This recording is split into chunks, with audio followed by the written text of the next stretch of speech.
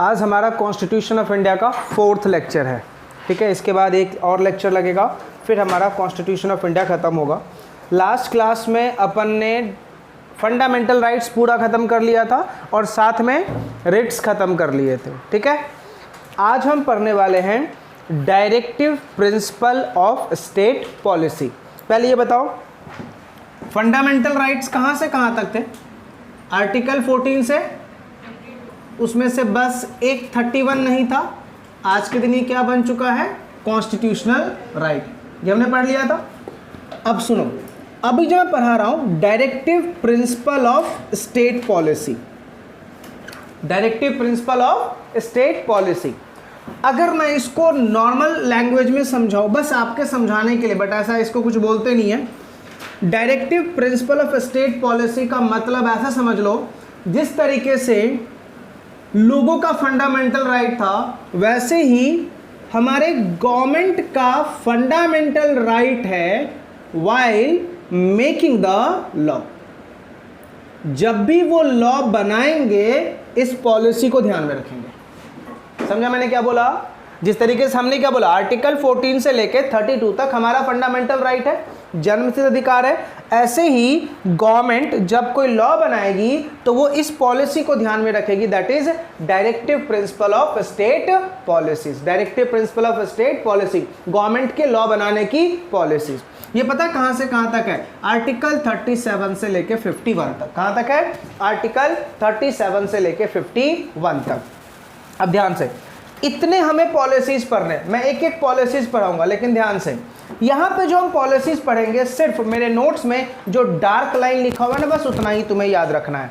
और इन पॉलिसीज में से कम एटलीस्ट 9 to 10 पॉलिसी आपको याद होना चाहिए। एग्जाम में सीधा सीधा पूछ लेगा, write down the directive principle of state policy. कम से कम 9-10 पॉलिसी आपको लिख के आनी पड़ेगी, ठीक है। दोबारा बोल रहा हूं, हमने क्या बोला कि अभी तक हमने क्या पढ़ा है? Fundamental rights. जो फंडामेंटल राइट्स किसका था? लोगों का। आज जो हम फंडामेंटल राइट पढ़ रहे हैं वो लोगों का नहीं है, वो किसका है? गवर्नमेंट का। उसको हम फंडामेंटल राइट नहीं बोलते, उसको क्या बोलते हैं?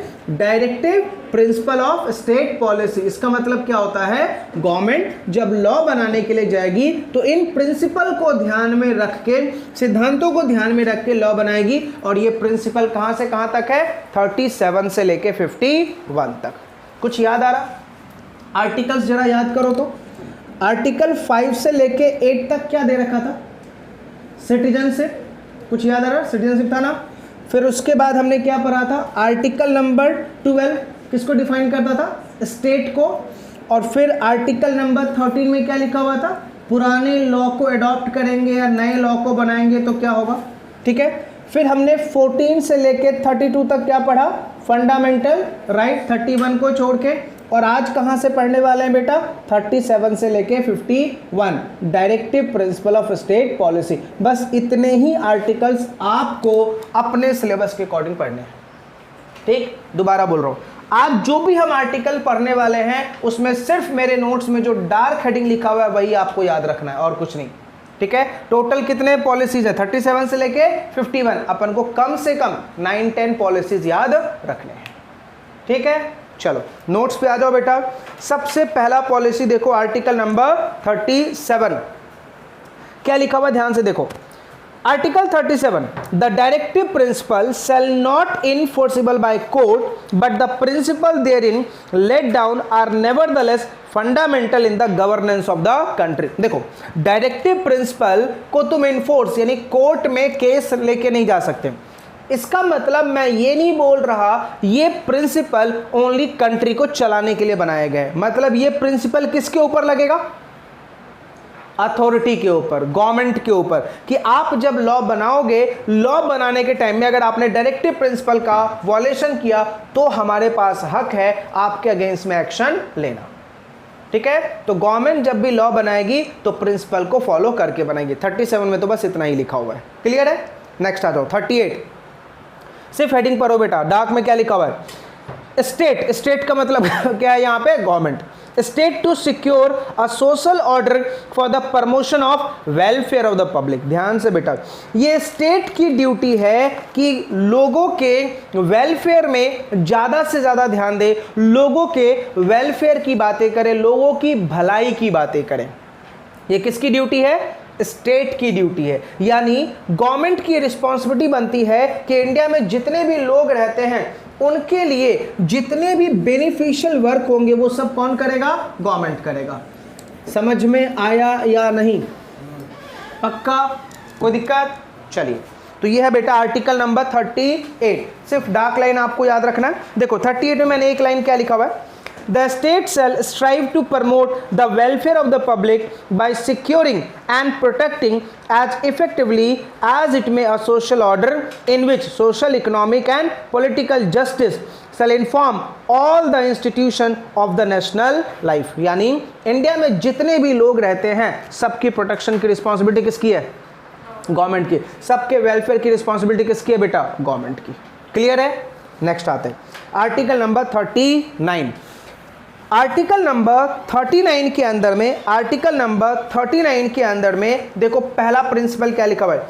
Certain principle of policy to be followed by the state. ध्यान से, आर्टिकल नंबर 39 क्या बोलता है? गवर्नमेंट को ये कुछ प्रिंसिपल फॉलो करने हैं वाइल मेकिंग द लॉ। ठीक है, पहला प्रिंसिपल देखो क्या लिखा हुआ है। सबसे पहला वो सोसाइटी की सिक्योरिटी की बात कर रहे हैं। पहला क्या लिखा हुआ है? दैट इज सिटीजन, चाहे वो मैन हो या वुमेन हो, उनको क्या होना चाहिए? इक्वल राइट होना चाहिए ऑफ लाइवलीहुड। मतलब मैन एंड वुमेन सबको एक जैसा जीने का अधिकार है। ठीक है, हम किसी पेज नंबर 45, हम किसी को भी प्रेफरेंशियल राइट नहीं देंगे, सबका इक्वल राइट होगा। लेकिन यस, इसका एक्सेप्शन है। अगर कोई ऐसी सोसाइटी है, ऐसी कम्युनिटी है जो बैकवर्ड है, हो सकता है उनको कोई प्रेफरेंशियल राइट मिल जाए। अदरवाइज नॉर्मली गवर्नमेंट हमेशा सबके लिए इक्वली सोचता है।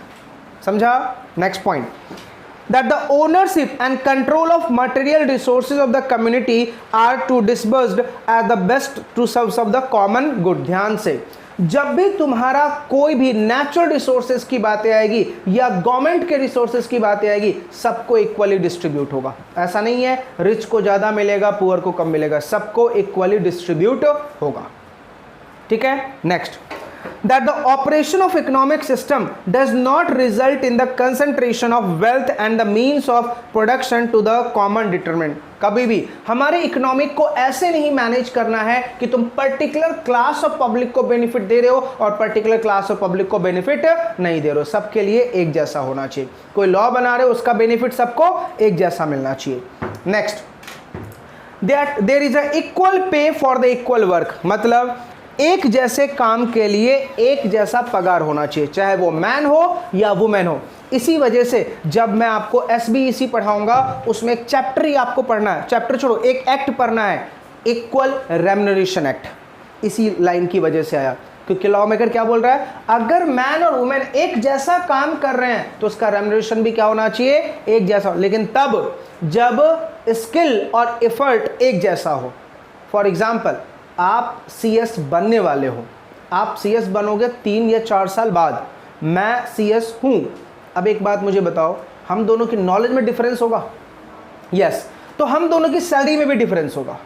तो हम ऐसा नहीं बोल सकते कि हमारा कैलिबर एक जैसा है। लेकिन एक बात मुझे बताओ, पेट्रोल पंप पे काम करने वाले लोगों को क्या एजुकेशनल नॉलेज चाहिए? नहीं ना। तो वहाँ पे मैन काम करे या वुमेन काम करे, पगार में कोई डिफरेंस नहीं होगा। समझा? तो इसका मतलब होता है इक्वल रेम्युनरेशन, इक्वल वर्क के लिए इक्वल रेम्युनरेशन। क्लियर है? नेक्स्ट आ दो, that the health and strength of a workman, man and woman and the tender age of the children are not abused। ध्यान से, ये गवर्नमेंट की ड्यूटी बनती है कि ये चेक करना कि कहीं आपके साथ कोई फोर्स लेबर तो नहीं हो रहा। अब फोर्स लेबर का मतलब क्या है? आपके एज से बाहर काम देना, वो फोर्स लेबर है। फॉर एग्जाम्पल, 14 साल से कम के बच्चों को काम देना ही नहीं है। कौन सी जगह पे? हजार्ड्स इंडस्ट्री में। ये तो हमारा कॉन्स्टिट्यूशन ऑफ इंडिया ही बोलता है। लेकिन अदर देन हजार्ड्स इंडस्ट्री में काम मिल सकता है। मान लो 14 साल से कम के बच्चे को तू अदर देन हजार्ड्स इंडस्ट्री में काम दे रहा है, लेकिन वो उसकी औकात से बाहर। क्या है ये? एब्यूज ऑफ एज है।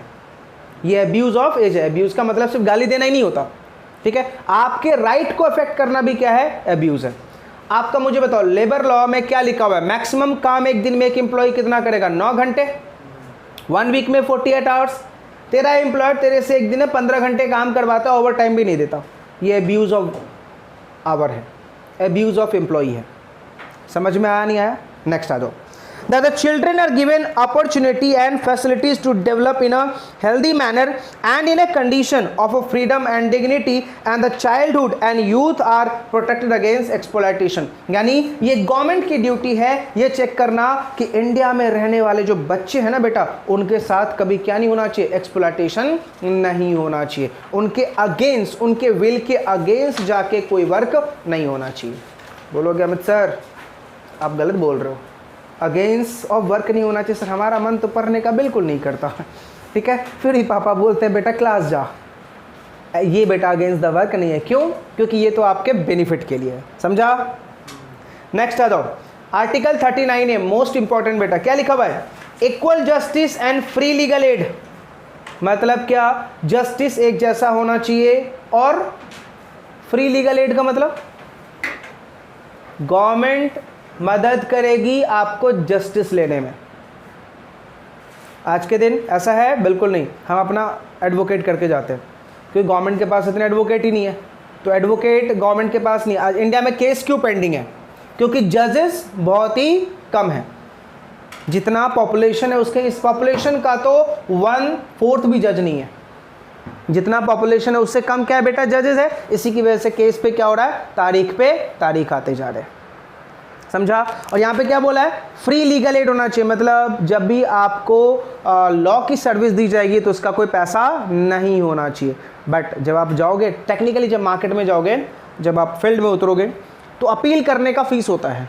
मतलब मैंने कोई केस फाइल किया, मेरे अगेंस्ट में डिसीजन आया, बट मुझे ऐसा लगता है नहीं गलत हुआ मेरे साथ, मैं क्या करना चाहता हूँ, अपील करना चाहता हूँ, मुझे फीस देना पड़ेगा। तो अब ये मत सोच लेना सर फिर तो ये फ्री लीगल एड नहीं हुआ। बेटा अपील इसलिए, अपील का फीस इसलिए रखा गया है, अगर अपील का फीस नहीं होगा तो क्या होगा, एरा गैरा सब आके अपील लगाएगा, क्या होगा, कोर्ट के पास टाइम प्रीसेस है ना, इतने सारे लोगों का केस सॉल्व करना है, कोर्ट का टाइम कीमती है ना। अब अगर एरा गैरा सब लोग आके अगर केस ही फाइल करेगा तो दिक्कत क्या होगी, केस पेंडिंग पड़ता जाएगा, पेंडिंग पड़ता जाएगा, फिर से क्या होगा, सनी देओल की डायलॉग, तारीख पे तारीख पड़ती रहेगी। इसीलिए लॉ मेकर ने अपील की क्या रख रखी है बेटा, फीस, ताकि जेन्युइन अपील हमारे पास आए, समझा? नेक्स्ट आ जाओ, ऑर्गेनाइजेशन ऑफ विलेज पंचायत। अब मुझे बताओ, अब लॉ मेकर ने क्या बोला कि सबको लीगल एड मिलना चाहिए, तो इन्होंने जो डिस्प्यूट रिजोल्यूशन सिस्टम है उसको डिवाइड कर दिया 3-4 पार्ट में। सबसे पहला जो हमारा डिस्प्यूट रिजॉल्व होता है गांव लेवल पे, उसको हम क्या बोलते हैं, पंचायत। गांव में अगर कुछ भी झगड़ा होगा तो हम किसके पास चले जाते हैं, पंचायत। जब पंचायत भी सॉल्व नहीं कर पाता है या उन्होंने जो सॉल्व किया मुझे अच्छा नहीं लगा तो हम कहाँ चले जाते हैं, कोर्ट में। अदरवाइज सबसे पहला प्रेफरेंस क्या है बेटा, पंचायत। तो इंडिया में 2 तरीके से डिस्प्यूट रिजॉल्व होता है, judicial body and quasi judicial body, judicial body और क्वासी जुडिशियल बॉडी। अगली क्लास हम इसी के ऊपर डिस्कस करने वाले हैं, जो हमारा 5वां लेक्चर होगा कॉन्स्टिट्यूशन का, यह डिस्कस करेंगे कि इंडिया की जुडिशरी सिस्टम या पार्लियामेंट कैसे फंक्शन करती है, समझा? नेक्स्ट आ जाओ, राइट टू वर्क। नेक्स्ट है बेटा article number 41, right to work to education and to public assistance in certain cases. ध्यान से बेटा, हमें एजुकेशन को डेवलप करना है, एजुकेशन के लिए नए प्रिंसिपल बनाने, नए लॉज बनाने हैं, समझ में आ गया? नेक्स्ट आते हैं article number 42, provision for just and human condition of work and maternity relief. ध्यान से बेटा, जहां पे भी आप काम करने के लिए जा रहे हो ना, काम करने का वहां पे एडिकेट एनवायरनमेंट होना चाहिए। अगर काम करने का एनवायरनमेंट ही नहीं होगा, काम करने का माहौल ही नहीं होगा, मान लो फैक्ट्री तुम्हारी बहुत गंदी है, काम करने का दिल करेगा नहीं, तो बोला अगर ऐसा नहीं होगा तो हेल्थ पे असर पड़ेगा, किसके, एम्प्लॉय के, तो होना चाहिए। दूसरा, अगर वुमेन एम्प्लॉय काम कर रही है और वो प्रेग्नेंट है तो उसको क्या मिलना चाहिए, एक benefit, that benefit is known as maternity benefit. पूरा इसके ऊपर हमें एग्जीक्यूटिव में एक्ट करना पड़ता है, मर्टर्निटी बेनिफिट, समझा? नेक्स्ट आ जाओ, लिविंग वेज, आर्टिकल नंबर 43। सबसे अच्छी बात तो बेटा यहाँ पे लिखी आर्टिकल 43, और मैं बताऊं इंडिया में सबसे ज़्यादा वॉलेशन आर्टिकल 43 का है। लिविंग वेज है ही नहीं, लिविंग वेज नहीं। इंडिया में 2 चीज़ का सबसे बड़ा वॉलेशन है और इसके में सबसे बड़ी गलती गवर्नमेंट की है। गवर्नमेंट ने आज भी लेबर लॉज में कोई अमेंडमेंट नहीं लाया, लेबर के काम करने के तरीके में कोई अमेंडमेंट नहीं लाया। आज भी घिसा पिटा 1948 का फैक्ट्री एक्ट पढ़ रहे हैं, घिसा पिटा पेमेंट ऑफ बोनस एक्ट 1965 का पढ़ रहे हैं, ग्रेच्युटी एक्ट 1972 का घिसा पिटा पढ़ रहे हैं। सब में बदलाव भाई। लेबर आज के दिन काम करने के तरीके में चेंज हुआ है। जब काम करने के तरीके में चेंज हुआ तो एम्प्लॉई के बेनिफिट में भी क्या होना चाहिए, चेंज मिलना चाहिए। आज भी हम पुराना लेबर लॉ पढ़ रहे हैं, पुरानी फैक्ट्रीज एक्ट पढ़ रहे हैं। पुराना लेबर लॉ सबसे ज़्यादा अमेंडमेंट की डिमांड करता है, तभी जाके इंडिया में लेबर का हालत सुधरेगा। तो यहाँ पे क्या लिखा, लिविंग वेज। आज के दिन इंडिया में लिविंग वेज बिल्कुल भी नहीं है। बोलते हैं बॉस कि 9 घंटे काम करेंगे, फैक्ट्री क्या बोलता है 9 घंटे, लेकिन आज इंडिया में एम्प्लॉय जो है ना बेटा कम से कम 12 घंटे काम कर रहा था। ऑर्गेनाइज सेक्टर ठीक है, ऑर्गेनाइज सेक्टर में 8 घंटे की जॉब है, मैक्सिमम 9 घंटे की जॉब है, लेकिन अनऑर्गेनाइज सेक्टर, और इंडिया में सबसे ज़्यादा लोग कहाँ जाते हैं, अनऑर्गेनाइज सेक्टर, क्योंकि ऑर्गेनाइज सेक्टर में जाने के लिए क्या चाहिए, क्वालिफिकेशन।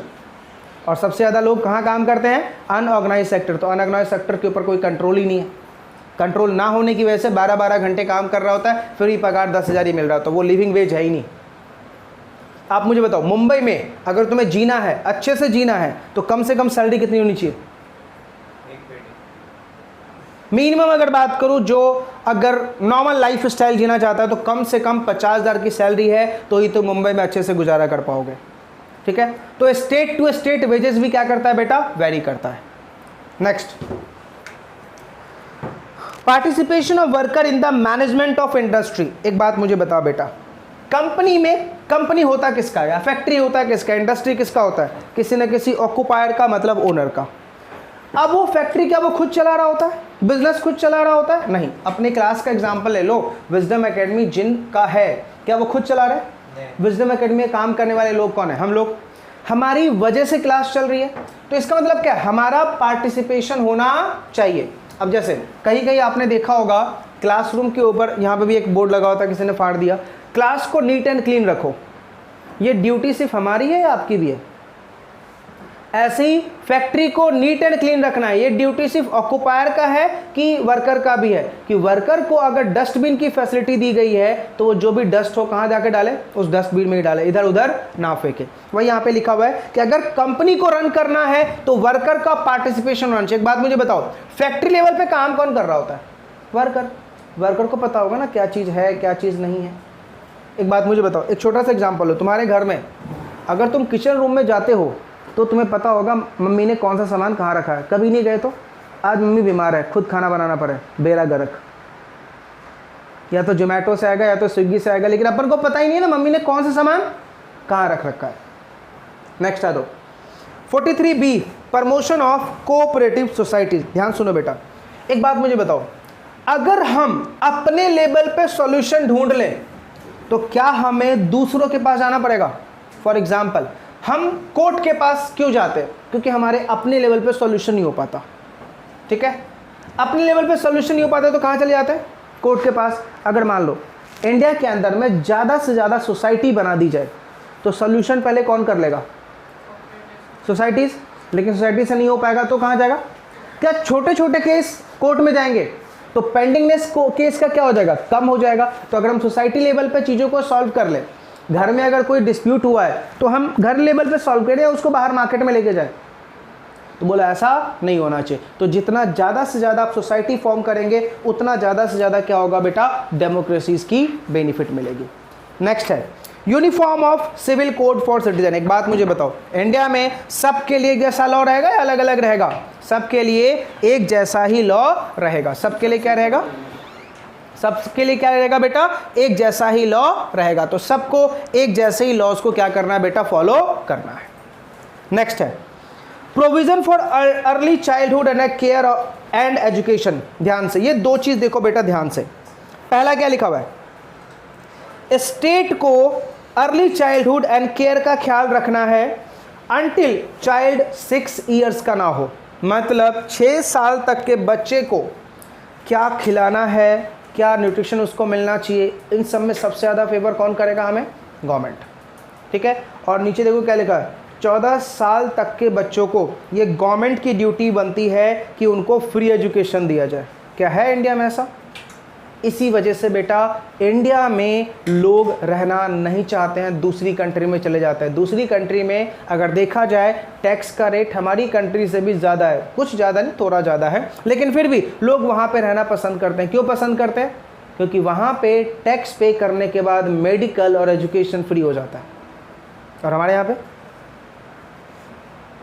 सब कुछ पे करने के बाद भी मेडिकल और एजुकेशन में कोई रिलीफ नहीं है, कोई रिलीफ नहीं मिलता। हमें मेडिकल और एजुकेशन का पूरा खर्चा हम टैक्स पे करने में ही बर्बाद है। सबसे पहले क्या पे करते हैं? Direct tax. डायरेक्ट टैक्स से बच के जब पैसा आता है तो क्या पे करते हैं? Indirect tax. इनडायरेक्ट टैक्स से जब पैसा बच के आता है तो सड़क पे चलने का अलग से टैक्स। अपनी अगर लाइफ स्टाइल को ईज करना है, मतलब बेनिफिट करना, लाइफ थोड़ी अच्छी लग्जरी लाइफ हो जाए, उसके लिए अलग से टैक्स। एसी खरीदो तो टैक्स, रेफ्रिजरेटर खरीदो तो टैक्स, हर एक चीज़ में अपन को क्या देना पड़ता है बेटा? टैक्स पे करना पड़ता है। जबकि आउटसाइड इंडिया में क्या है बेटा कि जब आपसे इतना ज़्यादा टैक्स लिया जाता है तो कुछ आपको रिलैक्सेशन दी जाती है, खासकर आपके हेल्थ केयर की बातें। क्लियर है? नेक्स्ट आ दो। नेक्स्ट है ड्यूटी, आर्टिकल नंबर 47 बेटा, duty to 46, promotion of educational and economic interest of the schedule caste schedule tribes. मतलब जितने भी इस कास्ट के लोग हैं बेटा, SC ST हैं, इनके प्रमोशन की बात भी कौन करेगा? गवर्नमेंट करेगा। नेक्स्ट है आपका article number 47, duty of state to raise the nutrition level. एक बात मुझे बताओ, कंट्री के अंदर में जो आर्टिकल बिक रही है उसकी चेकिंग कौन करेगा? उसका न्यूट्रिशन लेवल चेक कौन करेगा? गवर्नमेंट। और तभी आर्टिकल को क्या करेगा? मार्केट में रिलीज करेगा, अदरवाइज वो आर्टिकल को मार्केट में रिलीज नहीं करेगा। तो ये किसकी ड्यूटी है? गवर्नमेंट की। आर्टिकल 48, ऑर्गेनाइजेशन ऑफ एग्रीकल्चर और एनिमल हस्बेंड्री। मतलब क्या? एग्रीकल्चर फैसिलिटीज कौन प्रोवाइड करेगा? गवर्नमेंट। एग्रीकल्चर के लिए पैसे कौन प्रोवाइड करेगा? गवर्नमेंट। आपको पता है गवर्नमेंट, RBI की एक प्लानिंग होती है, एक रूल होता है। RBI का रूल ये होता है कि आपके बैंक में जितना भी आपकी कैपेसिटी है, उस कैपेसिटी का कुछ परसेंटेज फिक्स रखा जाता है एग्रीकल्चर के लिए, एजुकेशन के लिए, होम लोन के लिए, इन सब के लिए रिजर्व रखा जाता है, ताकि लोगों की बेसिक नीड यहाँ से पूरी हो जाए। क्लियर है? आगे दे दे बेटा, कुशल मुझे दियो, मुझे देना वो नोटबुक। समझ में आया? चलो नेक्स्ट आ जाओ। आर्टिकल नंबर 48 है protection and improvement of environment and safeguarding of forest and wild life. आपको क्या करना है बेटा? ये गवर्नमेंट की ड्यूटी बनती है किस चीज़ की? इन्वायरमेंट की प्रोटेक्शन करना, वाइल्ड लाइफ का प्रोटेक्शन करना, ठीक है, हमारे फॉरेस्ट की प्रोटेक्शन करना। ये सब किसकी रिस्पॉन्सिबिलिटी है? हमारे गवर्नमेंट की। आज देखा जाए तो इसमें भी हमारी गवर्नमेंट फेल है। ज़्यादा से ज़्यादा हम क्या कर रहे हैं? इंडस्ट्री सेक्टर में ज़्यादा जा रहे हैं। इंडिया में इतना अर्थक्वेक या बाढ़ ये सब क्यों आते हैं? क्योंकि हमने फॉरेस्ट को ही ख़त्म कर दिया, फॉरेस्ट को ही ख़त्म कर दिया। इसी वजह से बेटा इन सब जगहों पे इतनी सारी डेंजर एक्टिविटी हो रही है। नेक्स्ट है article number 49, protection of monuments and places and objects of a national importance. मतलब ये गवर्नमेंट की ड्यूटी बनती है कि हमारे जितने भी नेशनल हेरिटेज की चीज़ें ना, लाइक ताजमहल हो गया, ठीक है, लाल किला हो गया, इन सब चीज़ों की प्रोटेक्शन करना किसकी रिस्पॉन्सिबिलिटी है? गवर्नमेंट की। Then article number 15, separation of judiciary from the executive. ध्यान से, ये बहुत इंपॉर्टेंट है। सबसे अच्छा मुझे डायरेक्टिव प्रिंसिपल का यही लगता है, एग्जीक्यूटिव को जुडिशरी से अलग लगो। मतलब जुडिशरी और एग्जीक्यूटिव का आपस में रिलेशन नहीं होना चाहिए। चलो जल्दी बताओ, लेजिस्लेचर कौन होता है? जो लॉ बनाता है। एग्जीक्यूटिव कौन होता है? जो लॉ इम्प्लीमेंट करता है। और जुडिशरी कौन होता है? जो लॉ की इंटरप्रिटेशन बताता है। तो क्या बोल रहा है? एग्जीक्यूटिव और जुडिशरी को आपस में अलग रखो। एग्जीक्यूटिव कौन है? जिसने लॉ की इंप्लीमेंटेशन की। और जुडिशरी कौन है? जो लॉ की इंटरप्रिटेशन करेगा। बोला इन दोनों को आपस में क्या रखना है? अलग रखना है। क्यों? ऑब्वियसली सी बात है बेटा, अगर दोनों को साथ में रखोगे ना तो करप्शन और बढ़ जाएगा। करप्शन क्या होगा? और बढ़ जाएगा। अभी जितना करप्शन है उससे ज़्यादा करप्शन हो जाएगा। और याद रखना, इंडिया में 99% करप्शन करता है ओनली गवर्नमेंट एम्प्लॉय। आप मुझे बताओ, जब डीमोनेटाइजेशन हुआ था तो ये बोल के डीमोनेटाइजेशन किया गया था कि करेंसी की डुप्लीकेसी आ गई है। करेंसी क्या आ चुकी है? डुप्लीकेसी। और हमें शर्म भी नहीं आया, 10 दिन बाद ही न्यूज़ में ये दिखाने लगा कि 2000 की डुप्लीकेट आ गई, ठीक है। और न्यूज़ वाले उस टाइम माशाल्लाह क्या नॉलेज लेके आए थे, ठीक है। क्या बोल रहे थे? 2000 के नोट में मोदी जी ने चिप लगाया है, जहां डालोगे वहीं पकड़ लेंगे। किसको पकड़ा भाई तुमने? कितने? न्यू नोट आने के तुरंत बाद मार्केट में क्या आ गई? डुप्लीकेट। डीमोनेटाइजेशन का देखा जाए इंडियन इकोनॉमी को कोई फायदा ही नहीं मिला, कोई फायदा नहीं मिला, क्योंकि इसमें गवर्नमेंट की प्लानिंग में गलती था। हमें अब मुझे बताओ, नई करेंसी को छापने में हमने बहुत पैसे खर्च किए। ऐसा नहीं हो सकता था पुरानी करेंसी को मंगवा के रिसाइकलिंग करके हम नई करेंसी में कन्वर्ट कर सकते थे, पेपर का रीयूज किया जा सकता है, लेकिन ऐसा हमने किया क्या? नहीं किया, क्योंकि हमने वेस्टेज सबसे ज़्यादा किया। लोगों ने जैसे ही पता चला कि डीमोनेटाइजेशन हुआ है, लोगों ने करेंसी को फेंकना शुरू कर दिया। क्यों? क्योंकि लोगों के पास और कोई चारा, कितने लोगों ने तो जनधन अकाउंट में पैसा डाले, क्योंकि वही सबसे अच्छा सोर्स था ब्लैक मनी को वाइट मनी में कन्वर्ट करने का। चलो नेक्स्ट है बेटा, promotion of international peace and security. ध्यान से बेटा, international peace and security maintain करना किसका काम है? गवर्नमेंट का। तो सबसे ज़्यादा गवर्नमेंट ही इसमें रोल प्ले करती है कि कंट्री के साथ, दूसरे कंट्री के साथ हमारा रिलेशन फ्रेंडली होना चाहिए, वॉर वाला रिलेशन नहीं होना चाहिए। आज इंडिया अगर कुछ गिनी चुनी कंट्री से बेटा वॉर कर लेना, याद रखना इंडिया में लोगों के खाने पीने के लाले पड़ जाएंगे। क्यों? क्योंकि इंडिया कल ही बताया था कि 99% वो किस पे डिपेंडेंट है? इम्पोर्ट पे। हमारी खुद की प्रोडक्शन बहुत ही कम है, हम जो भी चीज़ कर रहे हैं वो सब किस पे है? इम्पोर्ट के ऊपर हम डिपेंडेंट है। आज हमारा लाइफ स्टाइल इतना लग्जरी हुआ है, घर में एसी से लेके फ्रिज से लेके जितने भी इलेक्ट्रॉनिक इक्विपमेंट्स है सब आउटसाइड इंडिया की देन है बेटा, हमारी कुछ भी नहीं है। उनकी वजह से हम आज कंट्री में लाइफ स्पैन अच्छा जी रहे हैं। मेट्रो किसकी देन है? हमारी, हमने इन्वेंशन किया? नहीं, जापानीज़ कंसेप्ट है ये, इसकी वजह से हमारा लग्जरी लाइफ है। तो इंडिया में अपना खुद का कोई इन्वेंशन नहीं है। फिर बोलोगे सर इंडिया में इतने लोग पढ़ते लिखते हैं, बेटा पढ़ते हैं लेकिन यहाँ काम नहीं करते, कहाँ चले जाते हैं? Outside India. यहाँ से नॉलेज लेने के बाद वो सीधा कहाँ जाते हैं बेटा? आउटसाइड इंडिया, क्योंकि उनको पता है इंडियन गवर्नमेंट इन सब चीज़ों में फेल है। क्योंकि इंडियन गवर्नमेंट को सिर्फ एक ही चीज़ आता है, क्या? How to do corruption and how to mislead the public by doing religion affairs. Hindu Muslim करते रहो, देखो अपने आप पब्लिक पागल रहेगी। चलिए, तो ये था हमारा बेटा आर्टिकल 37 से लेके क्या है? 51। चलो अब यहाँ पे एक बहुत इंपॉर्टेंट सवाल आता है बेटा। मैंने क्या बोला था? 37 से लेके 51 में कम से कम 10 आर्टिकल आप कोई भी याद करके जाना, ठीक है? अब एक बात सुनो, हमने अभी बोला 14 से लेके 32 फंडामेंटल राइट है। किसका है राइट? ना सिटीजन नहीं बोल सकते बेटा, जो भी लोग इंडिया में रहते हैं, सिर्फ आर्टिकल 19 सिटीजन के लिए था, करेक्ट है? ऐसे ही मैंने क्या बोला, 37 से लेके 51 किसका फंडामेंटल राइट है? गवर्नमेंट का। अब मुझे बताओ, गवर्नमेंट ने अपने फंडामेंटल राइट का इस्तेमाल किया, इसकी वजह से हमारा फंडामेंटल राइट अफेक्ट हो रहा है। मतलब क्या? अगर डायरेक्टिव प्रिंसिपल में और फंडामेंटल राइट में कोई कलेश हो जाए, किसकी सुनेंगे? किसकी सुनेंगे? दोनों में झगड़े हो जाए, लॉ मेकर बोलता है सुनना तो बेटा तुझे किसका पड़ेगा? फंडामेंटल राइट्स का।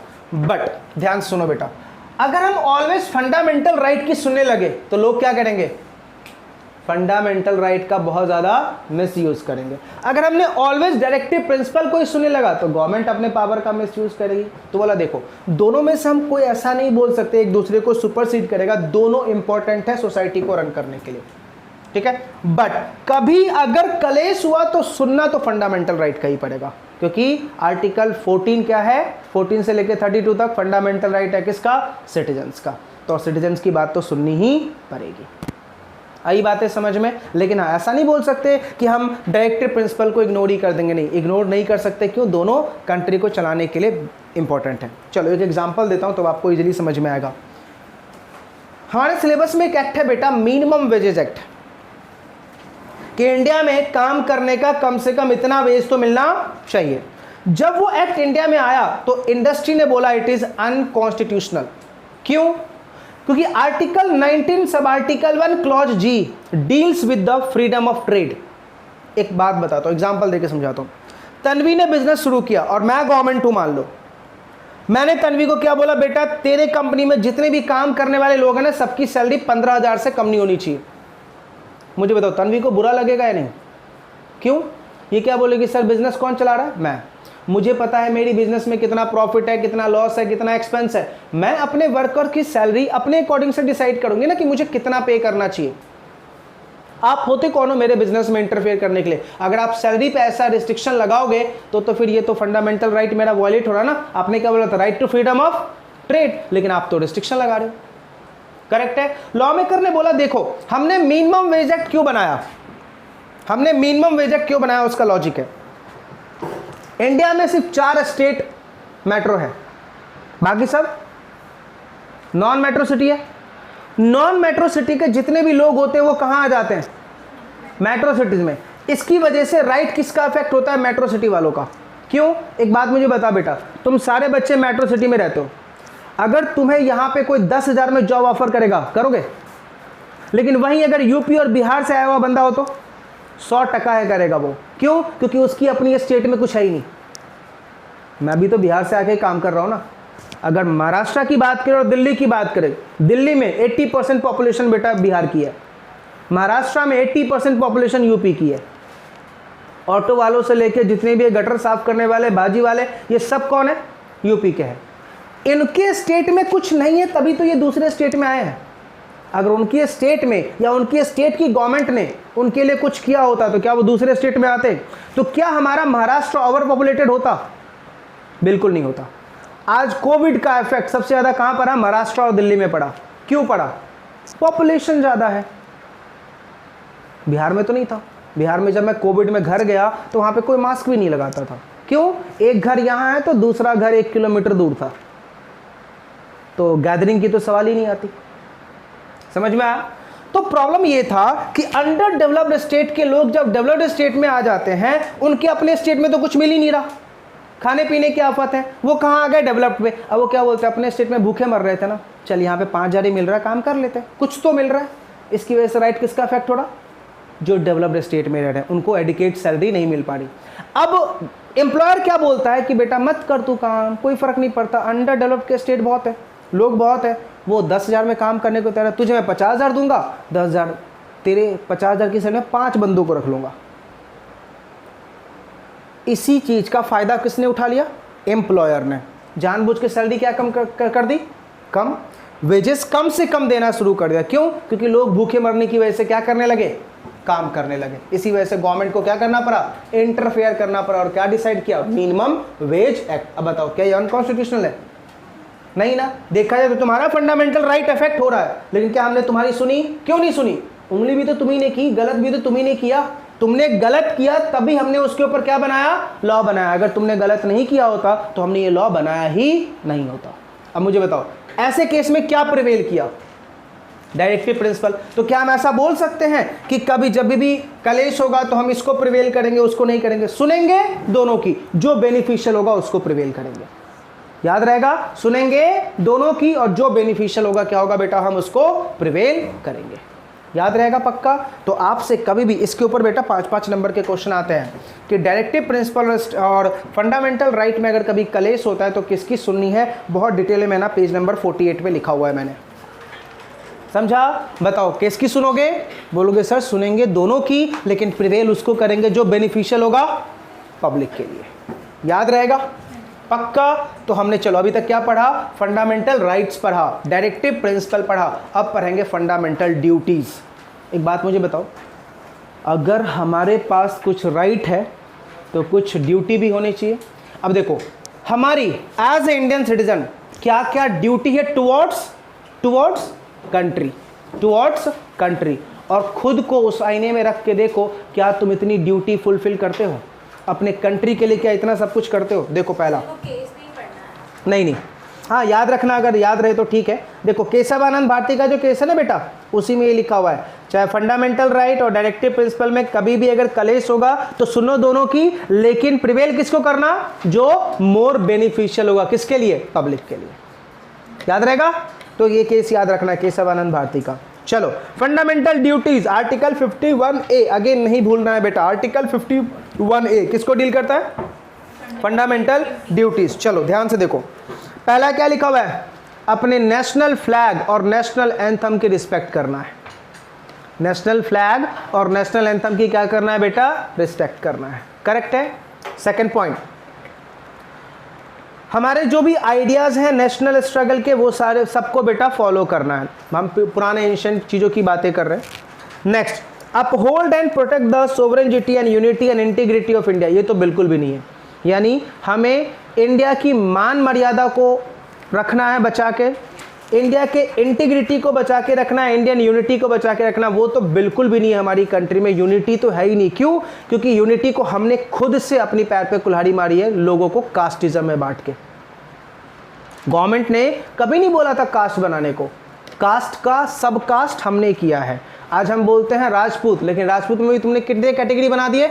ढेरों कैटेगरी है। तुम बोलते हो गुजराती, गुजराती में भी ढेरों कैटेगरी है, करेक्ट है। तुम बोलते हो मारवाड़ी, मारवाड़ी में भी ढेरों कैटेगरी। तुम अपने कास्ट के भी क्या बना दिए? सब कास्ट। ये गवर्नमेंट ने नहीं बोला था। नेक्स्ट है to defend the country and render national service when called upon to do so. Country को डिफेंड करना, और जब भी कंट्री को हमारी ज़रूरत पड़े तो हमें कंट्री के लिए खड़ा होना चाहिए। Next, to promote harmony and spirit of common brotherhood amongst all the public of India. ये तो बिल्कुल पॉसिबल नहीं है कि हम भाईचारे के साथ इंडिया में रहे, पॉसिबल ही नहीं है। हम रहना चाहते हैं, हम ऐसा नहीं कि हम नहीं रहना चाहते, हम रहना चाहते हैं, लेकिन पॉलिटिशियंस हमें नहीं रहने देना चाहते। क्यों? क्योंकि उनको अपनी उल्लू सीधा करनी है, उनको अपने कास्ट के लोगों को पॉलिटिक्स में लेके आना है। इसी वजह से वो चाहते हैं डिस्प्यूट जितना होगा। हमारी इंडियन गवर्नमेंट ही नहीं चाहती है कि वी विल बिकम एजुकेटेड। अगर हम एजुकेटेड ज़्यादा हो गए तो हम सवाल, तो अनएजुकेटेड पब्लिक क्या बताओ एजुकेटेड को रिप्लाई कर पाएंगे? उनको पता है पार्लियामेंट, अगर लिटरली पार्लियामेंट अपने दिल पे हाथ रख के बोले, वैसे तो है वो नॉन लिविंग थिंग, लेकिन पार्लियामेंट अपने दिल पे हाथ रख के बोले और ये प्रूफ करके दिखा दे कि yes parliament is educated person, बिल्कुल नहीं। सारे इलिटरेट लोगों की संसद भर रखी है पार्लियामेंट में आपने। जितने भी दबंग लोग हैं वो सब कहाँ जाके काम कर रहे हैं? हम जैसे लोग बेटा, हम सीधे साधे लोग कभी पार्लियामेंट के मेंबर बन ही नहीं सकते, औकात ही नहीं है हमारी। जो दबंग है, जो गुंडे टाइप लोग हैं वो बन सकते हैं। नेक्स्ट आ जाओ, to value and preserve the rich heritage of our composite culture. हमें अपने कल्चर को प्रिजर्व करना चाहिए। आज हमारा कल्चर तो बिल्कुल भी प्रिजर्व नहीं है। हमारे कल्चर को फिरंगी फॉलो कर रहे होते हैं, हम अपने कल्चर को बिल्कुल भी फॉलो नहीं कर रहे होते। आपने मुंबई में एक टेम्पल देखा है राधे कृष्णा? गए हो? हाँ, जुहू वाला Radhe Krishna temple, ISKCON temple जो है, उसमें ज़्यादातर लोग आपको कहाँ के दिखते हैं? बाहर के दिखते हैं। सारे के सारे आते हैं, उनको कीर्तन भजन करने में मज़ा आता है, ठीक है। तो वो लोग आउटसाइड इंडिया से आके जितने भी हो गए, ज़्यादातर फिरंगी जितने भी आते हैं वो सब कहाँ चले जाते हैं? ISKCON temple.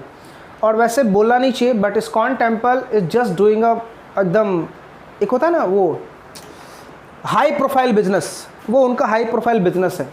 वो टेम्पल से ज़्यादा बिजनेस कल्चर में ज़्यादा डील करता है। वहाँ पे जनरली उन्हीं लोगों की एंट्री दी जाती है जो हाई रिच प्रोफाइल के होते हैं, जिनका डोनेशन स्टेज ज़्यादा होता है। और वहाँ पे आपने देखा होगा, मैं एक ही दिन गया था, 1 डे सिर्फ गया था, इतने 7 to 8 ईयर्स में 1 डे गया हूँ, जिसमें खाने पीने की चीज़ उनके बैकवर्ड साइड में मिलती है। मतलब अंदर अंदर से रास्ता होता है, फिर उधर बैकवर्ड साइड में खाने पीने की चीज़ मिलती है, और वो इतनी कॉस्टली होती है। और वो लंगर के नाम पे सिर्फ वहाँ पे कौन सी खिचड़ी या कुछ तो बनती है जो लंगर के नाम पे मिलती है, बाकी सारी चीज़ें हाई कॉस्टली कॉस्ट में बिकती रहती है। वो सब हाई प्रोफाइल लोगों के लिए है। नेक्स्ट आ जाओ बेटा, to protect and improve the national environment including forest, lake, river and wild life. इनकी प्रोटेक्शन करना हमारी ड्यूटी है। To develop the significant temper, humanism and spirit of the inquiry and reforms. To safeguard public property and to observe violence. यहाँ पे लिखा हुआ ना, public property की सेफगार्ड करना किसका काम है? हमारा भी काम है और गवर्नमेंट का भी काम है, सबकी ड्यूटी है। बट देखा जाए हमारी पब्लिक प्रॉपर्टी को सबसे ज़्यादा डैमेज गवर्नमेंट ही पहुँचाती है, और 2 स्टेट के लोग हमारी पब्लिक प्रॉपर्टी को ज़्यादा डैमेज पहुँचाते हैं, UP Bihar.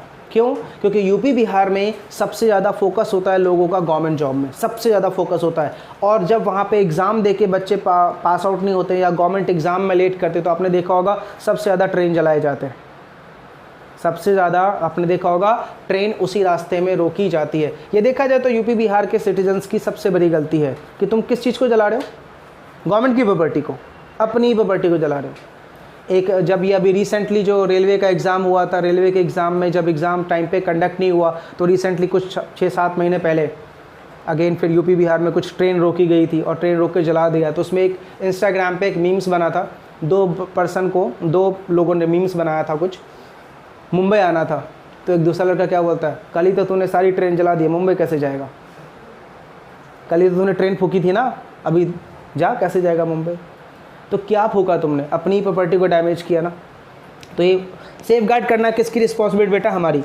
Then to safeguard public property, उसके बाद है बेटा to strive towards excellence of all spheres of individuals and collective activity so that the national consultancy raise to the higher level of endeavor and achievement। मतलब हमें अपने country के लिए ज़्यादा से ज़्यादा वर्क करना चाहिए जिससे हमारी कंट्री का नाम ज़्यादा हो।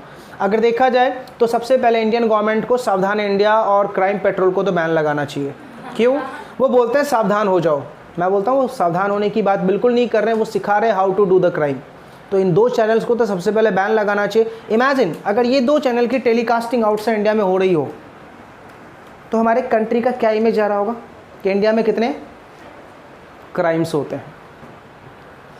Next, when he who is a parent or guardian to provide opportunities for the education to his child or as the case may be word between 6 to 14 years, 6 से 14 साल तक के बच्चों की जो केयरिंग होती है वो कौन करता है? मोस्टली बेटा पेरेंट्स या फिर गवर्नमेंट। याद रहेगा।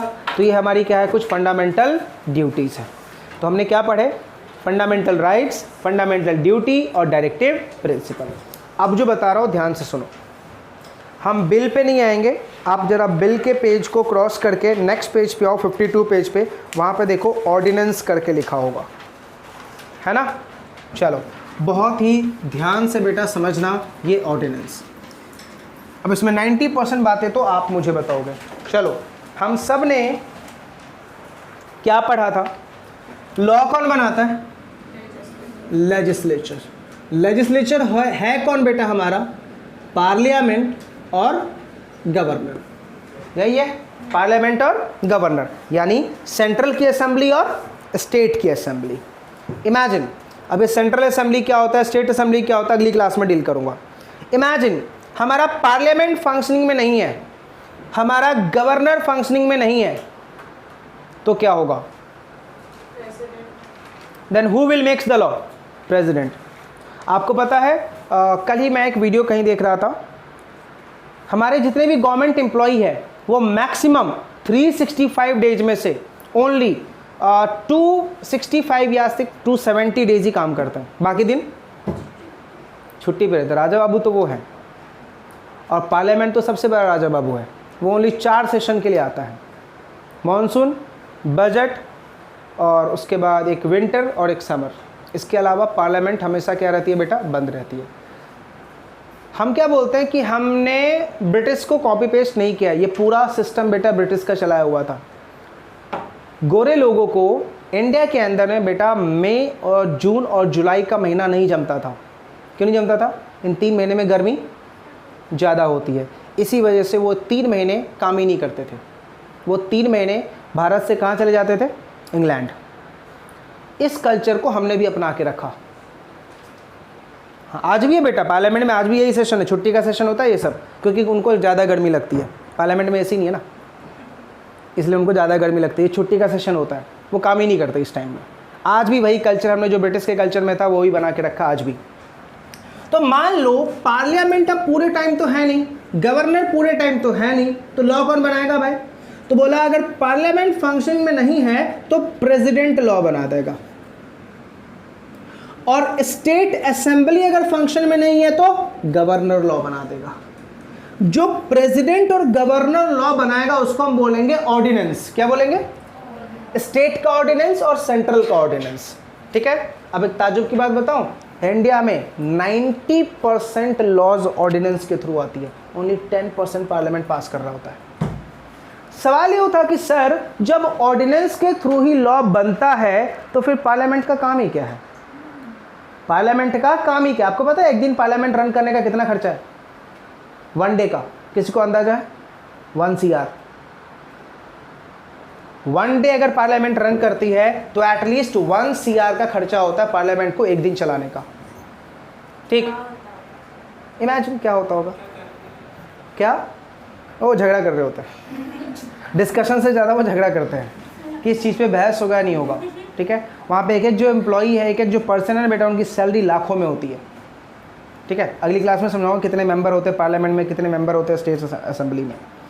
अब देखो पार्लियामेंट फंक्शन में नहीं है तो लॉ कौन बनाएगा? प्रेसिडेंट, उसको हम क्या बोलेंगे? ऑर्डिनेंस। अब दो आर्टिकल बेटा याद रखना आपको, आर्टिकल याद रखना बहुत ही सिंपल है। एक आर्टिकल है आपका 123 और एक आर्टिकल है 213, ठीक है। 213 में जो ऑर्डिनेंस पास करेगा वो गवर्नर करेगा, और 123 में जो ऑर्डिनेंस पास करेगा वो पार्लियामेंट। बहुत अच्छा ये आर्टिकल है, दोनों आर्टिकल एक दूसरे से टच है, याद हो जाता है। 123 कौन पास करेगा, और 213 में गवर्नर। कब? प्रेसिडेंट कब पास करेगा? जब पार्लियामेंट फंक्शन में, और गवर्नर कब पास करेगा? जब स्टेट असेंबली फंक्शन में नहीं है। अब सुनो, जो भी ऑर्डिनेंस पास होता है ना बेटा, वो फॉर द टाइम बिंग होता है, टेम्पररी होता है। क्या होता है वो? ध्यान से। अब ऑर्डिनेंस इफेक्टिव कैसे होता है सुनना।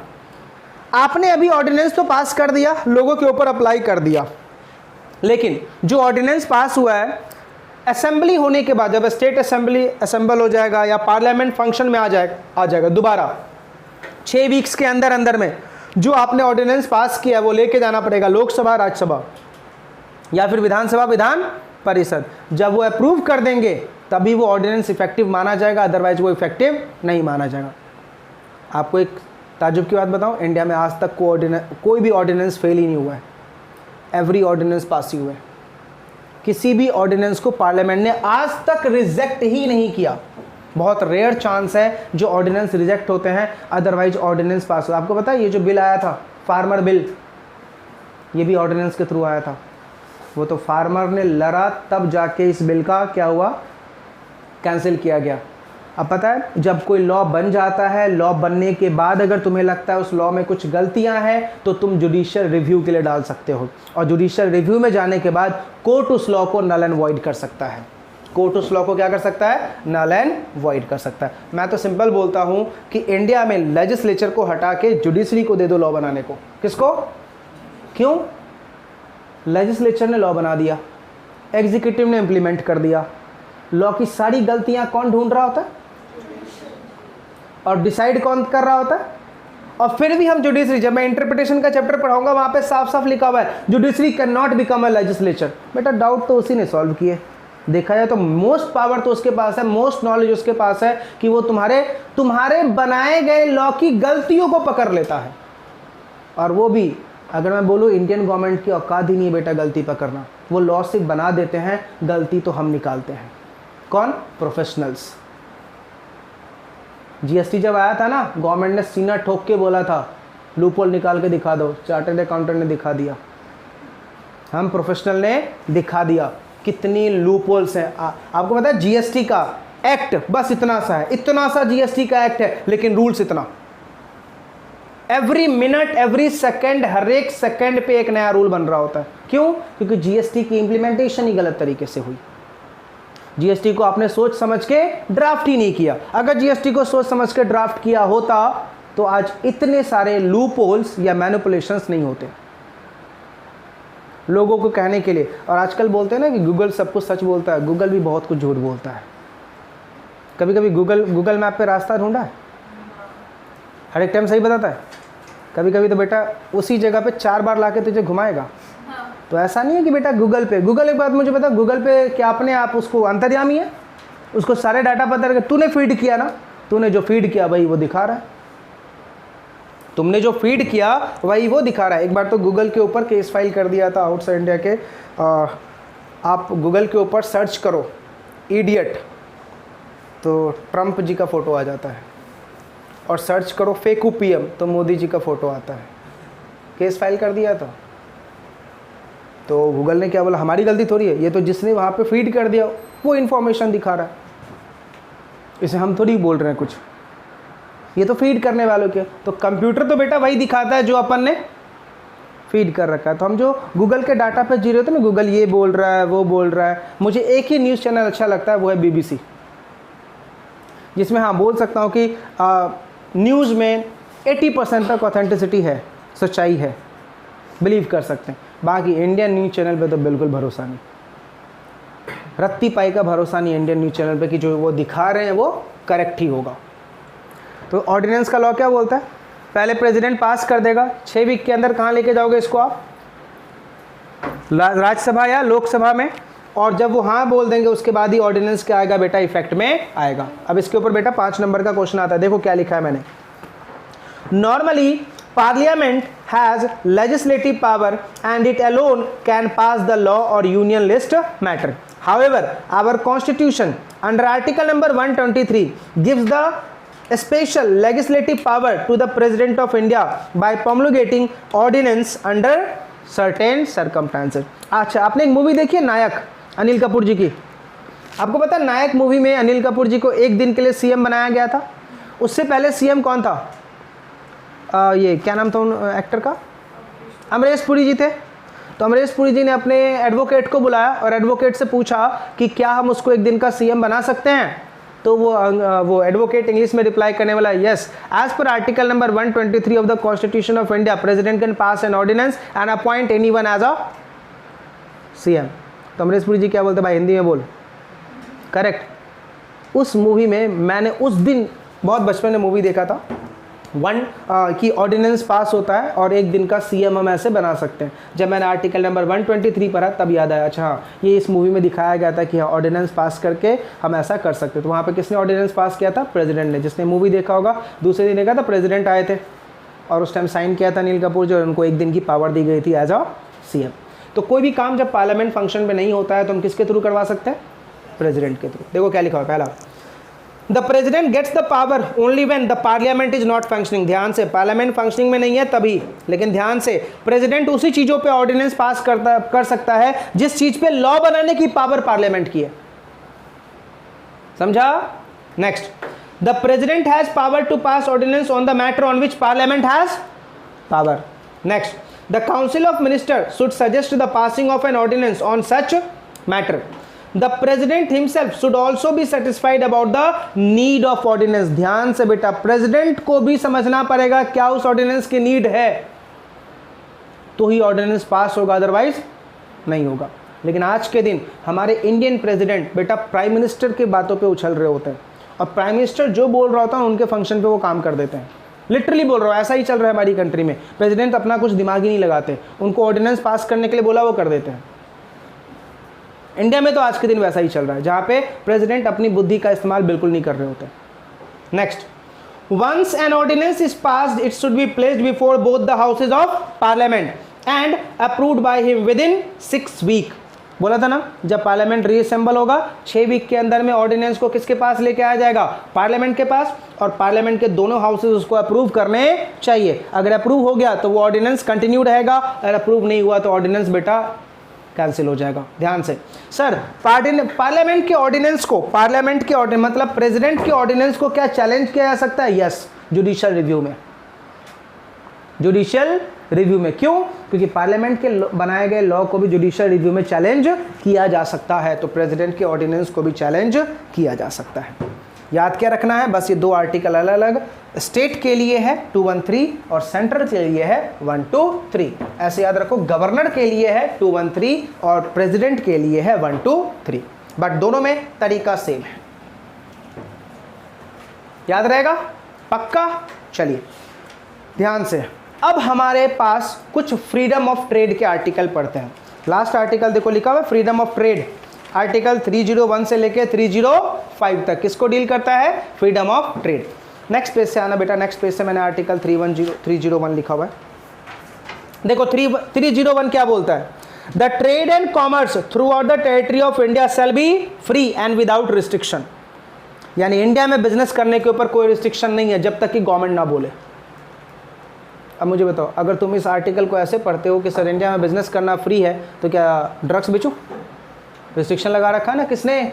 गवर्नमेंट ने। ये चीज़ अलाउड नहीं है तो नहीं है। अभी सीएमए इंटर वाले बच्चे आएंगे, भेज देना।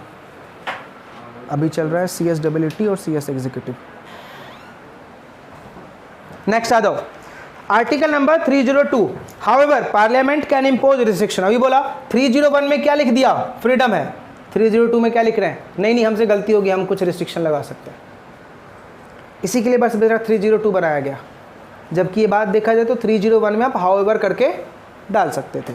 नेक्स्ट आ जाओ 303, the parliament while imposing restriction under 302 can not discriminate between the state. ये बहुत इंपॉर्टेंट पॉइंट है बेटा। मान लो पार्लियामेंट ने बिजनेस करने का फ्रीडम दिया, लेकिन मान लो किसी बिजनेस के ऊपर उन्होंने रिस्ट्रिक्शन लगा दिया, लेकिन पता है क्या बोला, अरे ये बिजनेस का रिस्ट्रिक्शन ओनली यूपी में है और किसी स्टेट में नहीं है, तो क्या कर रहे हो तुम, डिस्क्रिमिनेशन कर रहे हो एक स्टेट से दूसरे स्टेट के साथ। Next 304, it enables state legislature to impose taxes. ध्यान से बेटा, स्टेट गवर्नमेंट को पावर दे रखी है कि तुम अपने स्टेट में टैक्स लगा सकते हो। इसी वजह से बेटा वैट या सर्विस टैक्स या CST लग रहा था, अभी GST लग रहा है, समझा।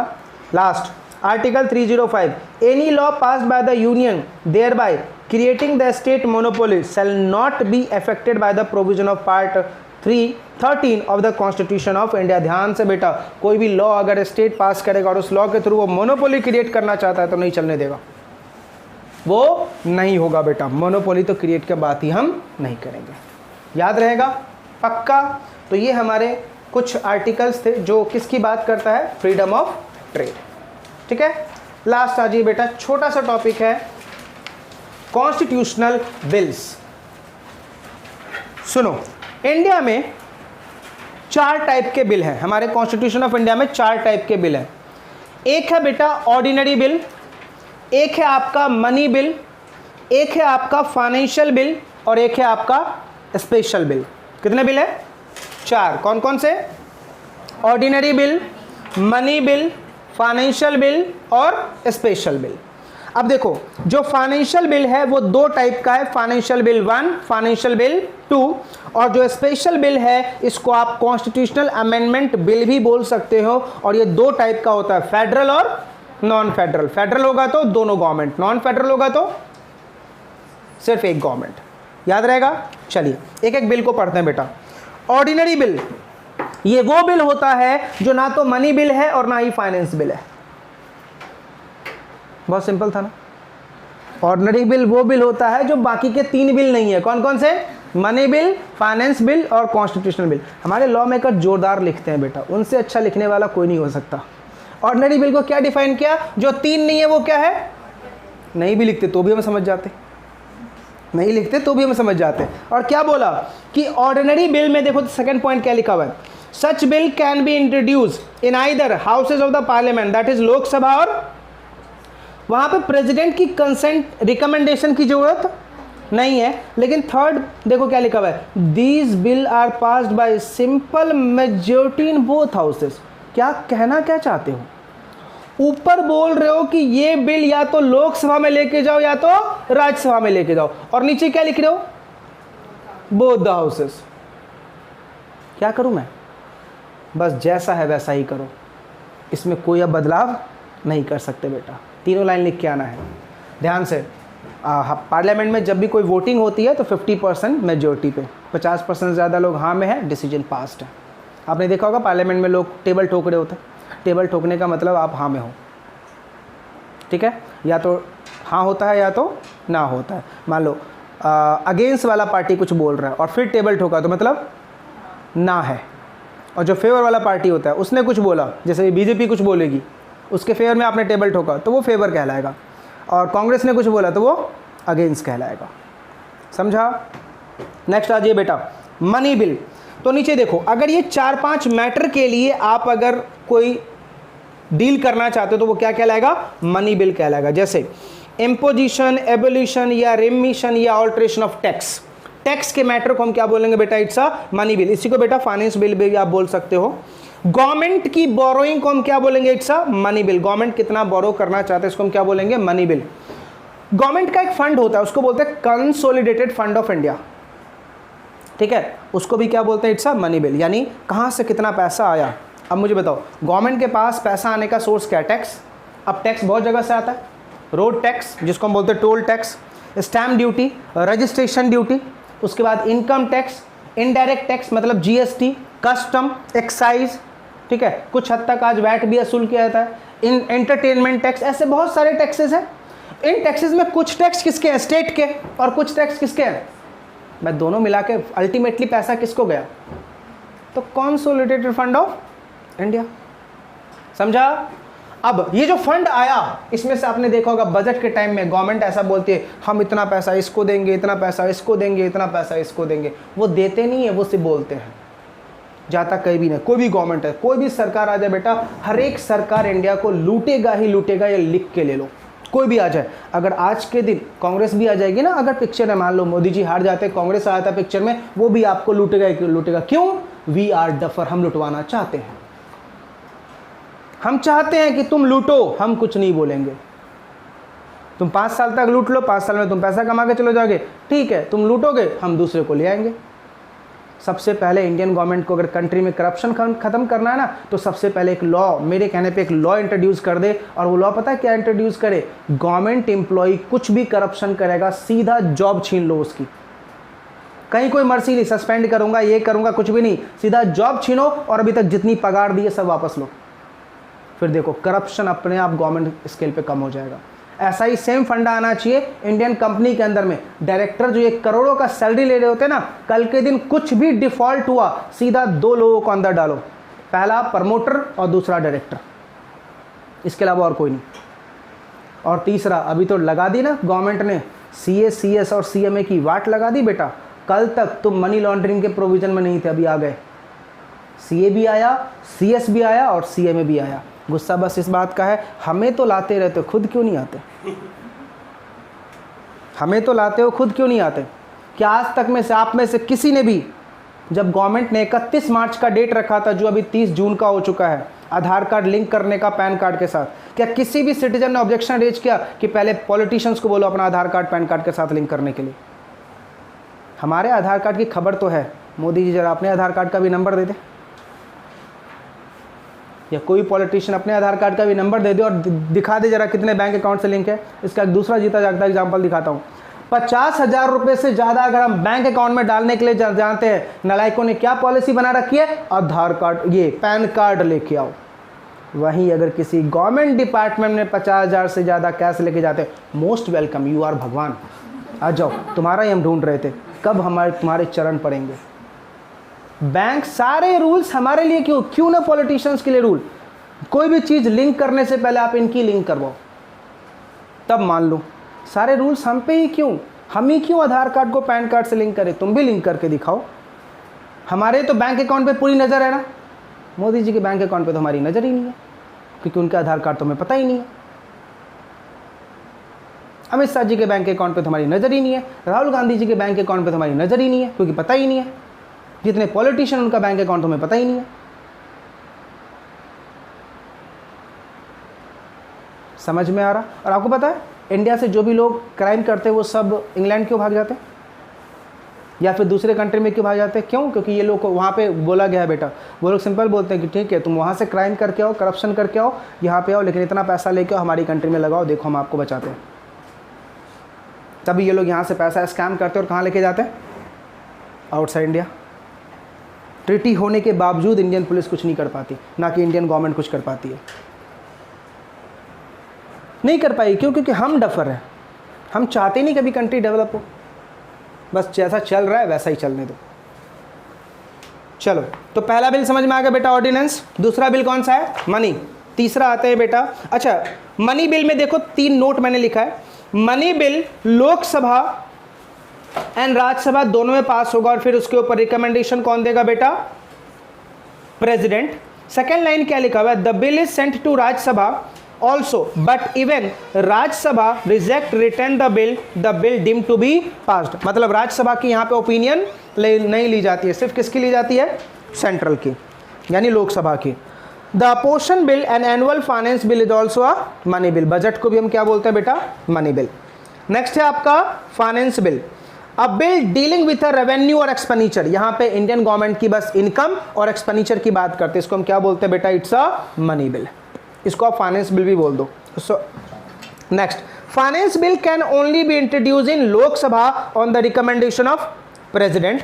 Finance bill should be passed by both the houses of Indian parliament, that is Lok Sabha and Rajya Sabha. उसके ऊपर असेंट किसका आना चाहिए बेटा? प्रेसिडेंट का, तभी वो बिल अप्रूव माना जाएगा, अदरवाइज नहीं। अब देखो जितने भी बिल तुम पढ़ रहे हो ना, बस इसका लास्ट लाइन पढ़ना कि ये बिल कैसे पास होता है। ऑर्डिनरी बिल में क्या था? किसी एक की ओपिनियन की जरूरत थी, प्रेसिडेंट ना भी बोलेगा तो चलेगा। मनी बिल में दोनों की ओपिनियन साथ में प्रेसिडेंट, फाइनेंस बिल में भी दोनों की ओपिनियन साथ में प्रेसिडेंट। बस ये आपको याद रखना है, क्लियर है? एंड लास्ट क्या बेटा? Special bill. पता है स्पेशल बिल क्या होता है? जब कॉन्स्टिट्यूशन ऑफ इंडिया में कोई बदलाव करना है, जैसे फॉर एग्जाम्पल जीएसटी लगाने की बात हमारे कॉन्स्टिट्यूशन में लिखी ही नहीं थी, ठीक। तो आप सबको याद होगा आर्टिकल नंबर 246 क्या बोलता है कि अथॉरिटी ऑफ लॉ टैक्स लगाएगा। आर्टिकल 246 में कहीं भी जीएसटी नहीं था, तो नया आर्टिकल बनाया गया आर्टिकल 246A। तो जब भी कोई कॉन्स्टिट्यूशन में क्या करना होता है बेटा, हमें अमेंड, उसमें कुछ चेंज करना होता है, तो हम क्या लेके आते हैं, स्पेशल बिल। याद रहेगा, स्पेशल बिल भी बेटा दोनों के पास जाएगा, लोकसभा और राज्यसभा, साथ में प्रेसिडेंट, तो ये अप्रूव माना जाएगा, अदरवाइज नहीं। क्लियर हो गया। इसी के साथ बेटा हमारा कॉन्स्टिट्यूशन ऑफ इंडिया का fundamental rights, fundamental duties, directive principle और ऑर्डिनेंस और बिल हमने पढ़ लिया। अब लास्ट टॉपिक हमारा रह गया है, हम इंडियन कोर्ट, इंडियन पार्लियामेंट के बारे में समझेंगे कि पार्लियामेंट क्या है, गवर्नर क्या होता है, स्टेट असेंबली क्या होती है, सेंट्रल असेंबली क्या होती है, इसमें कितने लोग होते हैं, सुप्रीम कोर्ट क्या होता है, हाई कोर्ट क्या होता है और इंडिया की क्वासी जुडिशियल बॉडीज़ क्या है। बस लास्ट लेक्चर, एक और लेक्चर रहेगा, फिर हमारा कॉन्स्टिट्यूशन खत्म। उसका नोट्स बेटा अलग से दूंगा मैं।